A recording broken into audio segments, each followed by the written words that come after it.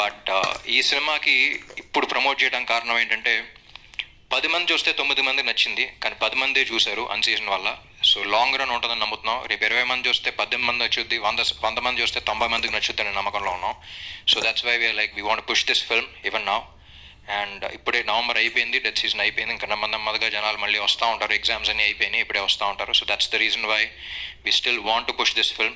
ఆ ఎక్స్పీరియన్స్, ఇప్పుడు ఆ 10 మంది చూసిన ఎక్స్పీరియన్స్ ఏదైతే ఫీల్ అయ్యారో అది ఎక్కువ మందికి ఇవ్వాలనే చేస్తాం సినిమా. సో అందుకే we want to push this and we want more people to come and watch this film.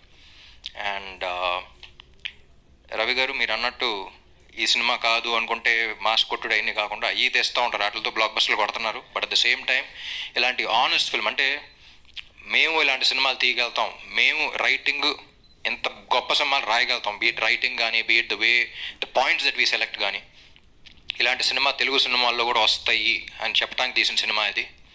And so ఇలాంటి ఆనెస్ట్ ఫిల్మ్స్ కూడా ఎప్పుడు ప్రోత్సహిస్తూనే ఉండాలి, ప్రజలు ప్రోత్సహిస్తారు, మీరు ప్రోత్సహిస్తూనే ఉండాలి. రేపు ఒకటి కథ, ఇలాంటి కథ ఆనెస్ట్ ఫిల్మ్ రాయాలి, పెన్ను పేపర్ మీద పెట్టాలి అని అంటే ధైర్యం ఉండాలి వాళ్ళకి.